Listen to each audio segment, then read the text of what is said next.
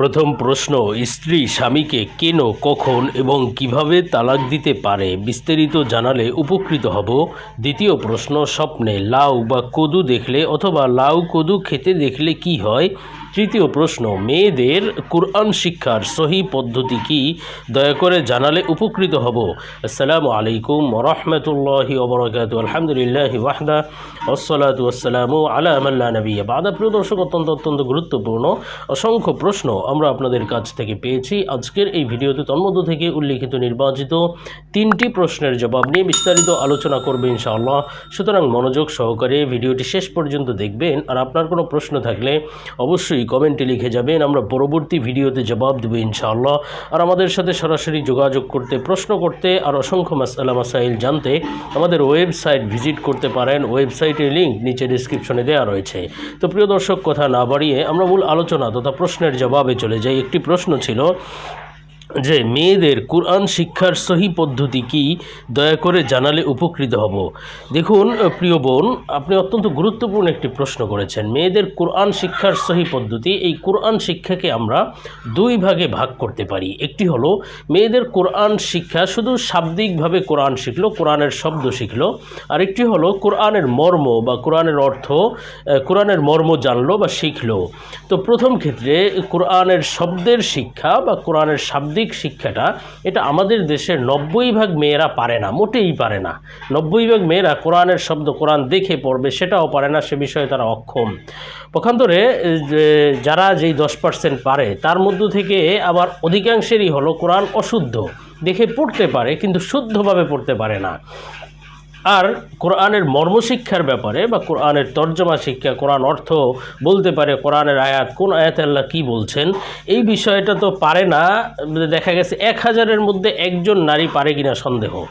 এই দিক থেকে নারীরা অনেক বেশি পিছিয়ে রয়েছে। এক্ষেত্রে আসলে আমাদের দেশের ইসলাম, মানুষ তো সবাই মুসলিম, কিন্তু পুরুষ মহিলা নির্বিশেষে কোরআন হাদিস এই বিষয়গুলো বুঝা, অনুধাবন করার জন্য সরাসরি ওই আলেম থেকে শুনে শুনে নামাজ আদায় করতেছে, কোনো রকম নামাজটা শিখেছে, কিন্তু কোরআনের পরিপূর্ণ মর্ম বুঝা, কোরআনের পরিপূর্ণ সুন্দরভাবে সহিভাবে পড়তে পারা, এই বিষয়টা আমাদের দেশের মানুষ অনেক পিছনে।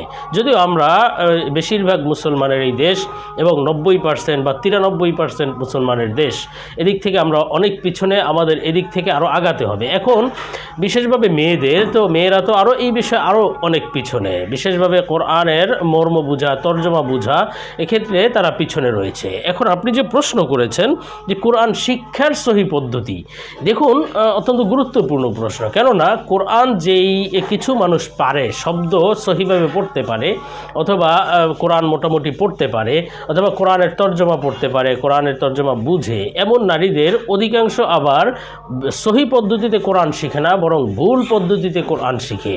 কেননা হয়তো তারা দেখা গেছে বিশেষভাবে শহর অঞ্চলে এমন নারীরা বা যারা আসলে বালেগা হয়ে গিয়েছে, তারা কোনো গাইরে মাহরাম পুরুষের মাধ্যমে শিখে। কোনো একজন টিউশন মাস্টার রাখে কোরআন শেখার জন্য, যেভাবে তারা বাংলা, ইংরেজি, অঙ্ক, অন্যান্য সাবজেক্ট শিখে থাকে, সেভাবে তারা কোনো রকম একজন রেখে কোরআন শিখে থাকে। দেখুন, এটা সহি পদ্ধতি নয়। কোনো গাইরে মাহরাম পুরুষের মাধ্যমে কোনো গাইরে মাহরাম নারী, বালেগা নারী কোরআন শিখতে পারবে না। সেটা যে কোনো শিক্ষা শেখা বৈধ নয়, জায়েজ নয়, যদি তাদের মধ্যে পর্দা লঙ্ঘন হয়।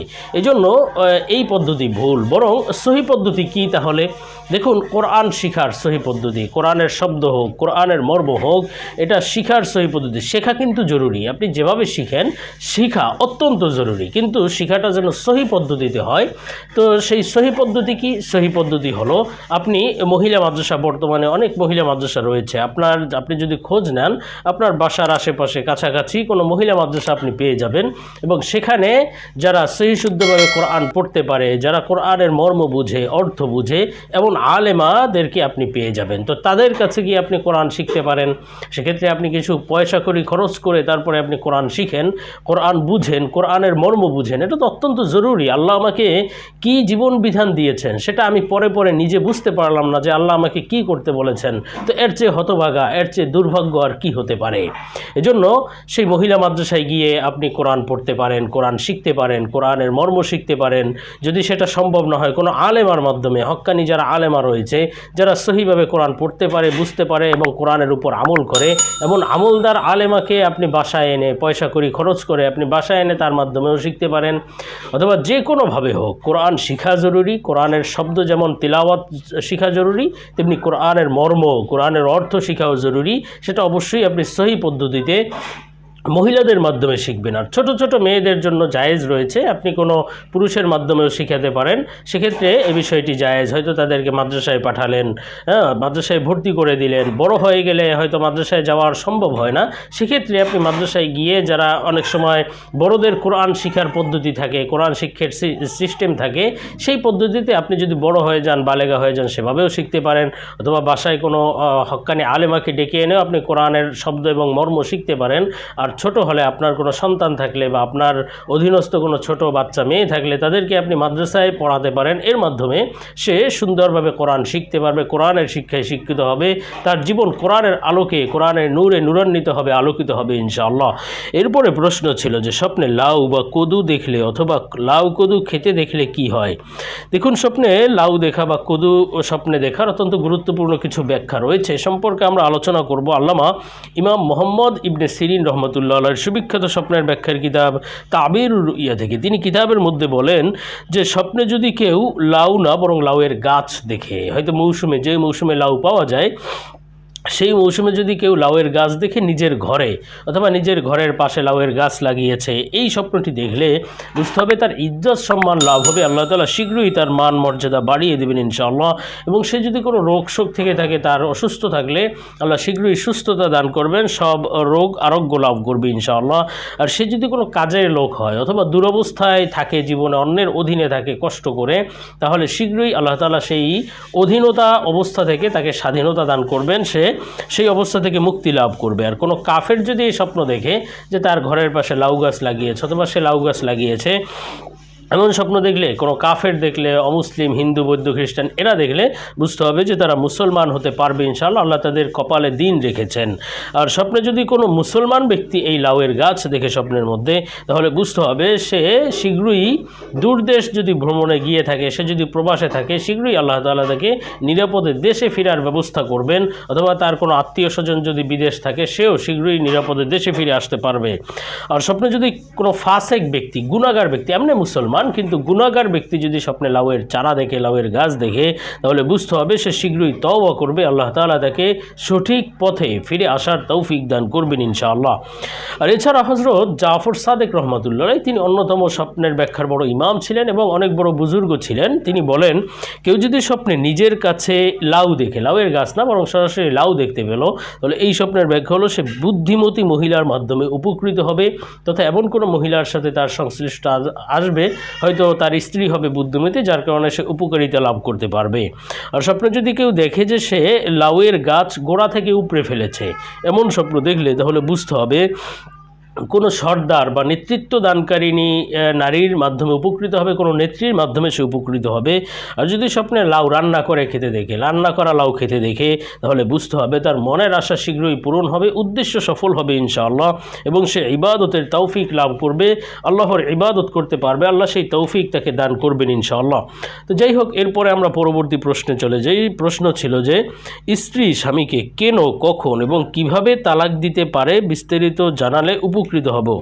দেখুন, এখানে আপনি মোটামুটি 3টি প্রশ্ন করেছেন। স্ত্রী কখন তালাক দিতে পারে স্বামীকে, অথবা কিভাবে তালাক দিতে পারে এবং কেন তালাক দিতে পারে। দেখুন, প্রথম কথাই হলো যে স্ত্রী কি স্বামীকে তালাক দিতে পারে কিনা।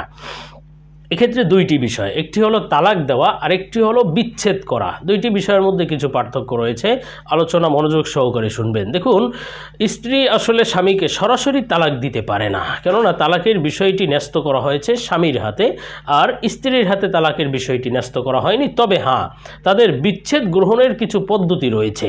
যেমন স্বামী যদি জীবনের কখনো, হয়তো বিবাহের সময় অথবা জীবনের যে কোনো সময় যদি স্ত্রীকে তালাকের অধিকার দিয়ে থাকে, ইচ্ছাধিকার অধিকার দিয়ে থাকে যে তুমি যদি চাও তাহলে নিজের উপর তালাক গ্রহণ করতে পারবে, তাহলে এই অধিকারকে প্রয়োগ করে স্ত্রী স্বামী থেকে বিচ্ছেদ গ্রহণ করতে পারে বা নিজের উপর তালাক গ্রহণ করে বিচ্ছেদ করে নিতে পারে।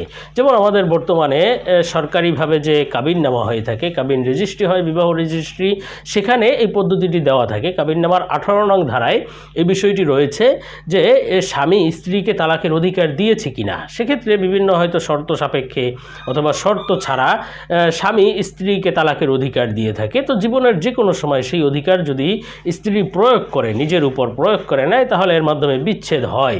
তবে সেখানে অধিকার দিতে হবে। অথবা কাবিন ছাড়াও যদি মৌখিকভাবেও কোনো স্বামী যদি এই অধিকার স্ত্রীকে দেয় যে তুমি যে কোনো সময় বা যে কোনো প্রয়োজনে শর্ত সাপেক্ষে অথবা শর্ত ছাড়া যদি বলে যে কোনো শর্ত ছাড়া তুমি তালাক গ্রহণ করতে পারবে নিজের উপরে, সেটি 1 তালাক বলতে পারে, 2 তালাক হতে পারে, 3 তালাক হতে পারে, যেটা সে অধিকার দিবে সেই তালাক সে নিজের উপর প্রয়োগ করতে পারবে, গ্রহণ করতে পারবে।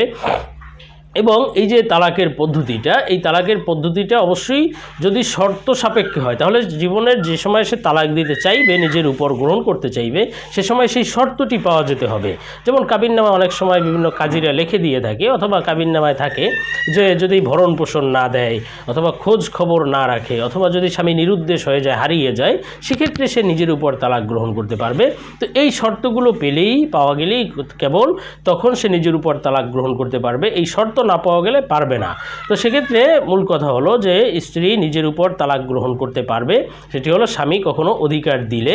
অথবা আরেকটি হলো যদি এমন কোনো হয়নি, হয়তো কাবিননামায় অধিকার দেয়নি অথবা মৌখিকভাবে বিবাহ হয়েছে, কাবিননামা হয়নি, শরঈ পদ্ধতিতে বিবাহ হয়েছে, সেক্ষেত্রে সেই তালাকের অধিকার বা সে স্ত্রী কিভাবে তালাক গ্রহণ করবে, সেক্ষেত্রে বিচারকের মাধ্যমে তালাক গ্রহণ করার কিছু সুরত রয়েছে। সেটা অবশ্যই আপনাদের জেনে বুঝে তারপরে মাসআলা জেনে, তৎক্ষণাৎ কোনো মুফতির মাধ্যমে মাসআলা জেনে তারপরে সেই পদ্ধতি প্রয়োগ করে বিচ্ছেদ করা যেতে পারে। আল্লাহ তাআলা এই বিষয়গুলো বুঝার এবং আমল করার তৌফিক দান করে।